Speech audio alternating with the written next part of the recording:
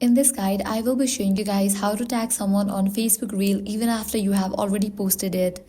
Let's get started. First, launch your Facebook app. Now navigate to your profile page. For that, click on the profile icon given at the top left. With that, you will be directed to your profile page. Once you're over here, navigate to the Reels tab. Now here you're going to find the list of the Reels that you have uploaded. Open the Reel where you want to tag someone. Now, at the right hand side, you're going to find 3 dots. Click on that.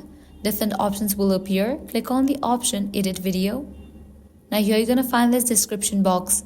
Here, you'll need to type in @ A list of your Facebook friends will pop up. From here, select the friends you want to tag. Once you have added them, tap Save to confirm your changes. And that's it, you have successfully tagged someone in your Facebook Reel even after posting it. If this guide helped you out, do not forget to like, share and subscribe. Thanks for watching.